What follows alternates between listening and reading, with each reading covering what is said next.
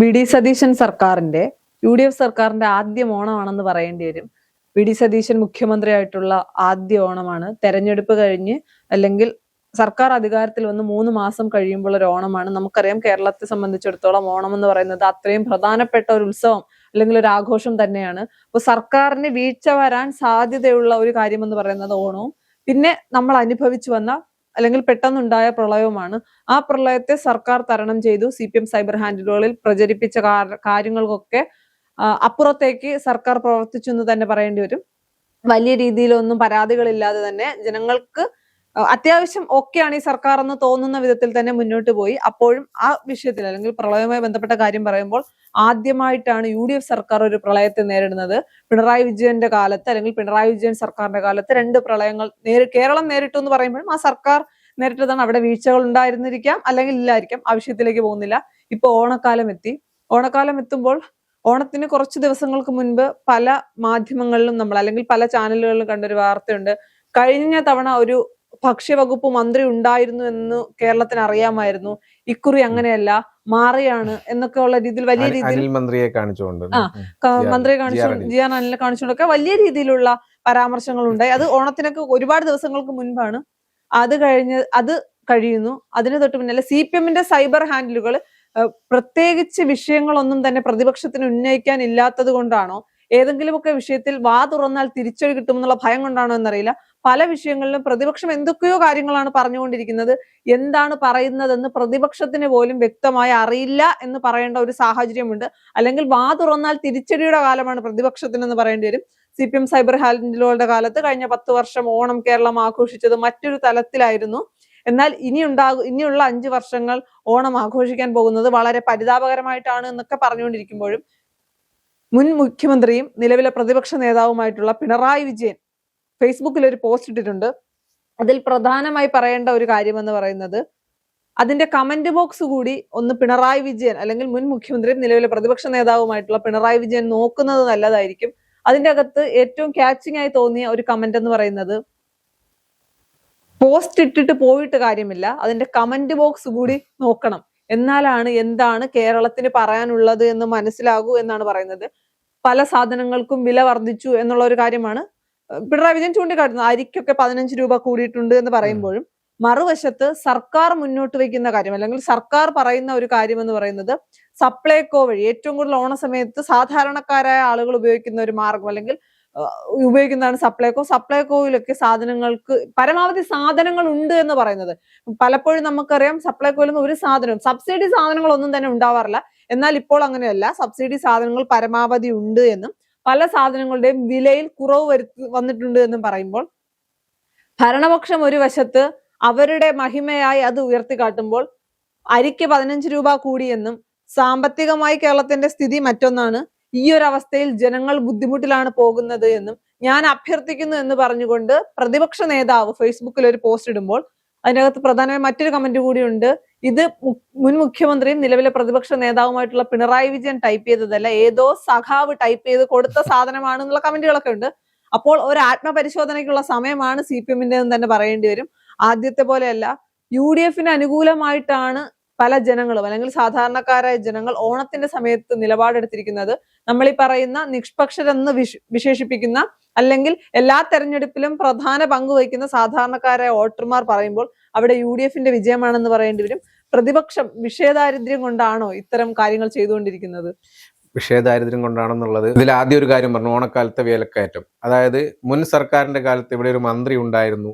ആ മന്ത്രിയുള്ള സമയത്ത് ഇവിടെ എല്ലാ സാധനങ്ങളും ലഭ്യമായിരുന്നു. അല്ലെങ്കിൽ ഓണക്കാലത്ത് ഓണക്കാലത്ത് എന്നല്ല, വിലക്കയറ്റമേ ഉണ്ടായിട്ടില്ല എന്നുള്ള, നമുക്കിവിടെ ഒരു മന്ത്രി ഉണ്ടായിരുന്നു എന്നുള്ള രീതിയിൽ ഇതേ സംഭവം തന്നെ നേരത്തെ പ്രളയം ഉണ്ടായിരുന്നപ്പോൾ, ഈ അടുത്ത് പ്രളയം ഉണ്ടായിരുന്നപ്പോഴും പറഞ്ഞു, ഇവിടെ ഒരു പിണറായി എന്താണ് മുഖ്യമന്ത്രി ഉണ്ടായിരുന്നു, കേരളത്തെ കൈപിടിച്ചുമായിരുന്നു, അല്ലെങ്കിൽ എന്താണ് കേരളത്തെ പൊക്കിക്കൊണ്ടുവരാനുള്ള മുഖ്യമന്ത്രി ഉണ്ടായിരുന്നു എന്നൊക്കെ പറഞ്ഞു. ഇത് ഒരേ പാറ്റേൺ ആണ് പറഞ്ഞു വരുന്നത്. ഇവിടെ എന്ത് സംഭവിച്ചാലും, ഓണം വന്നാലും വിഷു വന്നാലും ഇവിടെ നേരത്തെ ഒരാളുണ്ടായിരുന്നു. എന്നിട്ടാണ് ആ മുഖ്യമന്ത്രിമാരും ആ മുഖ്യമന്ത്രിയും മറ്റു മന്ത്രിമാരും ഒക്കെ ഇപ്പൊ 8 നിലയിൽ പൊട്ടിയിട്ടിരിക്കുന്നത് എന്നുള്ളൊരു കാര്യം ചിന്തിക്കണം. ഇപ്പോഴും ജനവിധിയെ അംഗീകരിക്കാൻ കഴിയാത്തതാണ് ഏറ്റവും വലിയ പരാജയം. ഇവർക്ക് വേറെ ഒന്നും പറയാനില്ലല്ലോ, അതുകൊണ്ടാണല്ലോ ഇത് തന്നെ എടുത്തുകൊണ്ട് പറയുന്നത്. ഇപ്പൊ പ്രളയം വന്നപ്പോ ആ രീതി പറഞ്ഞു, ഓണം വന്നപ്പോ ഈ പറഞ്ഞു, ഇനിയിപ്പോ വിഷു വരുമ്പോ വേറെ രീതി രീതിയിൽ പറയും. ഇതാണ് ക്രിസ്മസ് വരുമ്പോൾ അങ്ങനെ ഇത് തന്നെ ഇവിടെ ഒരു മുഖ്യമന്ത്രി ഉണ്ടായിരുന്നു ആര്, അതല്ലാതെ വേറൊന്നും പറയാനില്ലാത്തതുകൊണ്ടായിരിക്കും ഇതേ സെയിം പാറ്റേൺ തന്നെ ഉപയോഗിക്കുന്നത്. അതല്ല ഇപ്പോൾ പ്രശ്നം. ഓണക്കാലത്തെ വിലക്കയറ്റവും അല്ലെങ്കിൽ ഭക്ഷ്യ സാധനങ്ങളുടെ വില കൂടുന്നതിനെ കുറിച്ചുള്ളതാണ്, ലഭ്യതയും കുറവാണ് പറയുന്നത്.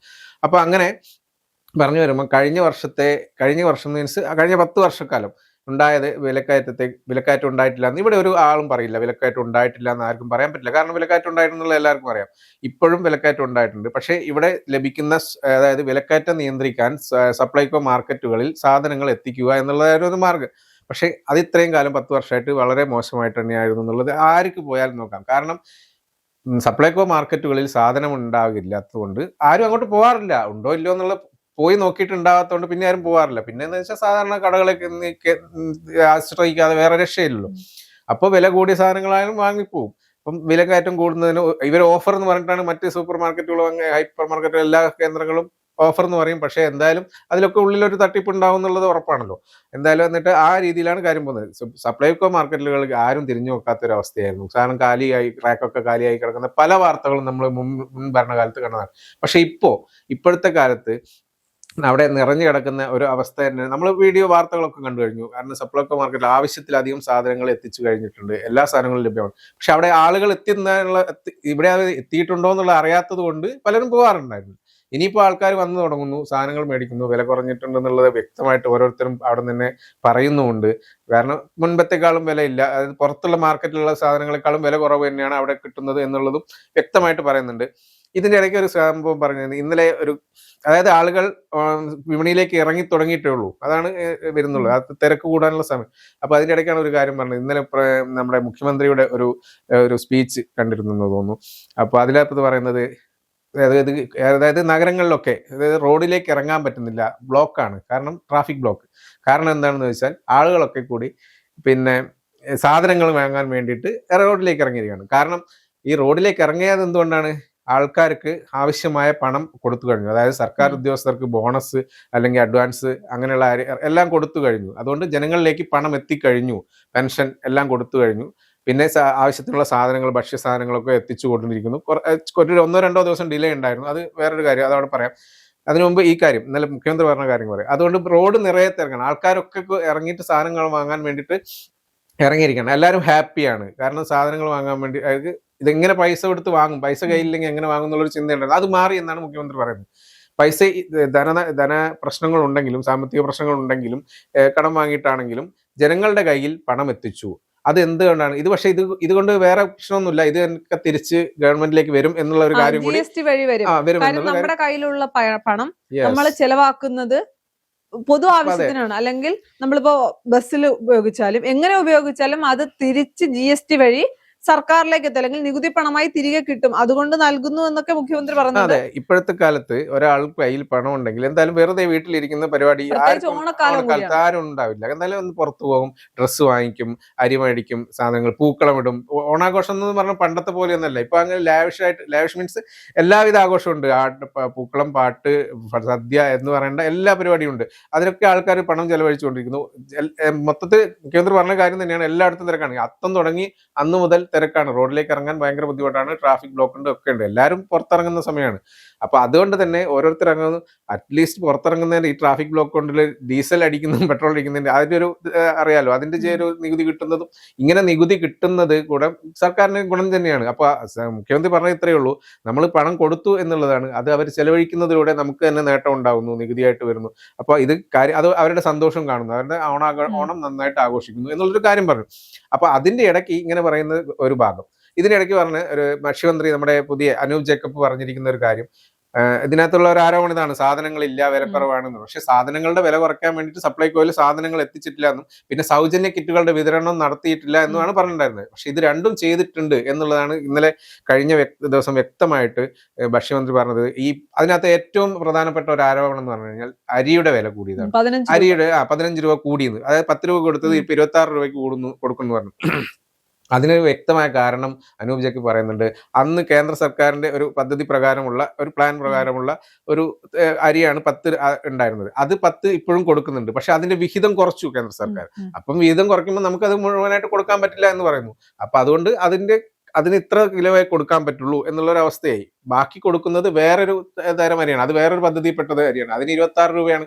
എങ്കിലും 26 രൂപയ്ക്കും 10 രൂപയ്ക്കും കിട്ടുന്നത് അല്ലാതെ 50 രൂപയും 55 രൂപയാണ് മറ്റു പുറത്തുള്ള മാർക്കറ്റുകളിൽ അരിക്ക്. ഒരു നല്ല അരി കിട്ടണമെങ്കിൽ 50 അതിന് മുകളിൽ വരും. അപ്പൊ അങ്ങനെയുള്ള ഒരു അവസ്ഥയിൽ അത് 26 കിട്ടുന്നതും കുഴപ്പമില്ല, നല്ല അരിയായിരിക്കും, നല്ല ഭക്ഷണമായിരിക്കും, അതാണ് അങ്ങനെയുള്ള ഒരു ഇത് കിട്ടുന്നത് തന്നെയാണല്ലോ ഒരു സന്തോഷകരം.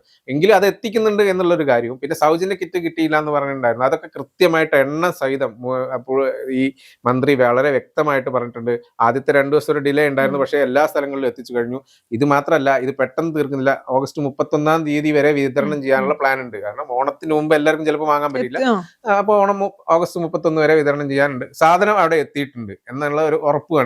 അതാണല്ലോ പ്രധാനം, വാങ്ങേണ്ടവർക്ക് വാങ്ങിക്കാം. CPM ഇപ്പോഴും മനസ്സിലാക്കേണ്ടത്, അല്ലെങ്കിൽ LDF മനസ്സിലാക്കേണ്ടത്, 10 വർഷം ഇത്രയും നന്നായി സിസ്റ്റത്തെ കൊണ്ടുപോയിട്ടുണ്ടെങ്കിൽ, വെൽ ഓർഗനൈസ്ഡ് അല്ലെങ്കിൽ എല്ലാ കാര്യവും വ്യക്തമായി ഓർഗനൈസ് ചെയ്ത് പോയ സർക്കാർ ആയിരുന്നു കഴിഞ്ഞ 10 വർഷത്തേതെന്ന് പറയുമ്പോൾ, അങ്ങനെയാണെങ്കിൽ ഇവർ എങ്ങനെയാണ് പ്രതിപക്ഷത്ത് പോയത് എന്നൊരു ചോദ്യമുണ്ട്. ഒന്നാമത്തെ കാര്യം, അങ്ങനെയാണെങ്കിൽ ഒരിക്കലും ജനങ്ങൾ എതിരായിട്ട് വോട്ട് ചെയ്യില്ലല്ലോ. ഇല്ല. പിന്നെ കിറ്റ് നൽകിയതും കിറ്റിന്റെ പേരിൽ അന്ന് തട്ടിപ്പ് നടന്നതും അല്ലെങ്കിൽ അഴിമതി ആരോപണങ്ങളൊക്കെ കേരളം കണ്ടതാണ്. അപ്പൊ ഇത്തരം കാര്യങ്ങൾ പറയുമ്പോൾ, പ്രത്യേകിച്ച് ഒരു 10 വർഷം മുഖ്യമന്ത്രി, അതിനു മുൻപ് പാർട്ടിയുടെ പദവി വഹിച്ചത് പോട്ടെ, 10 വർഷം കേരളത്തിന്റെ മുഖ്യമന്ത്രിയായിരുന്ന ഒരാൾ, ഇപ്പോ കേരളത്തിന്റെ പ്രതിപക്ഷ നേതാവായ ഒരാൾ സഖാക്കൾ പറയുന്ന അല്ലെങ്കിൽ സഖാക്കൾ ക്യാപ്സ്യൂൾ വിതരണം ചെയ്യുന്നത് പോലെ ഫേസ്ബുക്കിൽ പോസ്റ്റ് ഇടുമ്പോൾ പിണറായി വിജയൻ എന്ന വ്യക്തിയുടെ നിലവാരം എത്രത്തോളം ഇടിഞ്ഞു എന്ന് അദ്ദേഹം അത് മനസ്സിലാക്കണം. അതുപോലെ തന്നെ ആരോപണങ്ങൾ ഉന്നയിക്കാൻ ഇവർക്ക് മുന്നിൽ ഒരുപാട് വിഷയങ്ങളുണ്ട്. അതിലൊന്നും തൊടാതെ അനാവശ്യമായിട്ടുള്ള ആരോപണങ്ങൾ ഉന്നയിച്ചാൽ ഇത് തിരിച്ചടിയാകും എന്നുള്ള കാര്യത്തിൽ യാതൊരു സംശയമില്ല. ഇത് ഇവർക്ക് ഒരു തരത്തിലും ഗുണം ചെയ്യാൻ പോകുന്നില്ല.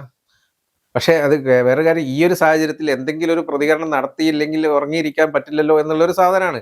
ഇപ്പൊ ഇതിനിടയ്ക്ക് വീണ വിജയന്റെയും മറ്റേ ED കേസുകളൊക്കെ ഇങ്ങനെ ചർച്ചയാകുന്നതിനിടയ്ക്ക് ഓണം ആഘോഷിക്കുന്നുണ്ടല്ലോ. അതിൽ നിന്നൊരു ചെറിയൊരു മാറ്റണമെങ്കിൽ ഈ വിലക്കയറ്റം ഉണ്ട്, ജനങ്ങളെ ബാധിക്കുന്നു എന്നുള്ളൊരു രീതിയിലേക്ക് വാർത്തകൾ തിരിച്ചു കൊണ്ടുവരാനുള്ള ശ്രമം നടത്തുന്നുണ്ട്. ഞാൻ പറഞ്ഞത് നടക്കുന്നില്ല എന്നുള്ളത് വേറെ. CPM സൈബർ ഹാൻഡിലുകൾ പറയുന്ന അതേ നിലവാരത്തിലേക്ക് പിണറായി വിജയൻ പോസ്റ്റുകൾ ഇടാൻ തുടങ്ങിയാൽ ഈ പാർട്ടിയുടെ അവസ്ഥ എന്തായിരിക്കും? അതാണ് പറയുന്നത്. ഇതില് ഈ വ്യക്തമായിട്ട് ആ ഒരു പോസ്റ്റ് വായിക്കുന്നവർക്ക് തന്നെ വായിക്കുമ്പോൾ മനസ്സിലാവുന്ന ഒരു കാര്യമുണ്ട്. ആ പിണറായി വിജയന്റെ പോസ്റ്റ് വായിക്കുമ്പോൾ മനസ്സിലാവും.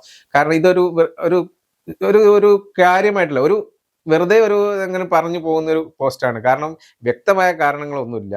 വിലക്കയറ്റം കൂടുന്നുണ്ട് അല്ലെങ്കിൽ വില കൂടുന്നുണ്ട്, മറ്റേ വ്യക്തമായിട്ട് എന്തെങ്കിലും ഒരു തെളിവ് അങ്ങനത്തെ ഒരു സംഭവം ഒന്നും പറയുന്നില്ല. എല്ലാത്തിനും കുറച്ച് സാധനങ്ങൾക്ക് വില കൂടിയിട്ടുണ്ട്, അത് ഇവിടെ കിട്ടാനില്ല, അതിനുള്ള സർക്കാരിന് ഇത് പറ്റുന്നില്ല എന്നൊക്കെ ഇങ്ങനെ പറയുന്നല്ലാണ്ട് വേറെ അതിനകത്തൊരു കൃത്യമായിട്ട് കാര്യം അതിനകത്ത് പറയുന്നില്ല എന്നുള്ളതാണ് എനിക്ക് തോന്നുന്നത് ആ പോസ്റ്റിനകത്ത്. എന്തായാലും ഇങ്ങനെ കൊണ്ട് കാര്യമില്ല. ഇതും വീണ്ടും ഓരോ തിരിച്ചടികൾ ഇങ്ങനെ വാങ്ങിക്കാനായിട്ട് CPM അത് ഓരോ തിരിച്ചടികളായി മാറുകയാണ്. തന്നെയാണ് CPMന്റെ കുഴി തോണ്ടിക്കൊണ്ടിരിക്കുന്നതെന്ന് പറയേണ്ടി വരും.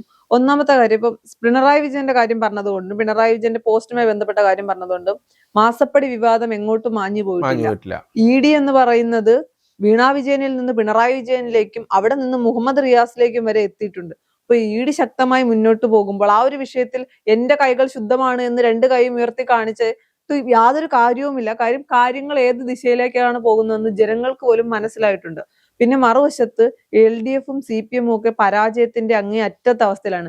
തിരിച്ചു വരാൻ ഇനി ആകുമോ, കൈകാലിട്ടടിക്കുന്ന ഒരു സാഹചര്യത്തിൽ നിന്നുകൊണ്ട്, അല്ലെങ്കിൽ തിരിച്ചു വരവിന് ഇനി സാധിക്കുമോ എന്ന് ചിന്തിച്ചുകൊണ്ട് നിൽക്കുന്ന ഒരു സമയം ഈ പിണറായി വിജയൻ എന്ന് പറയുന്ന മനുഷ്യനിൽ നിന്ന്, കാര്യം അദ്ദേഹത്തിന് ആരോഗ്യ പ്രശ്നങ്ങളൊക്കെ നിരവധിയുള്ള ഈ മനുഷ്യൻ വേണം ഇനി പാർട്ടിയെ തിരികെ കൊണ്ടുവരാൻ എന്ന് പറയുന്ന ആശങ്ക നിലനിൽക്കുമ്പോൾ ഇത്തരം പോസ്റ്റുകൾ ഇട്ട് സ്വന്തം നിലവാരത്തെ തന്നെ താഴ്ത്തുന്ന, അല്ലെങ്കിൽ എത്രത്തോളം നിലവാരം ഉണ്ടെന്ന് ജനങ്ങൾക്കറിയാം, എന്നിരുന്നാൽ പോലും സ്വന്തം നിലവാരത്തെ വീണ്ടും വീണ്ടും വീണ്ടും താഴ്ത്തി കിട്ടുന്ന മനോഭാവമായി മുന്നോട്ട് പോകാനാണ് പിണറായി വിജയന്റെ ഉദ്ദേശമെങ്കിൽ അതൊരിക്കലും അണികൾക്ക് സഹിക്കാൻ പറ്റില്ല.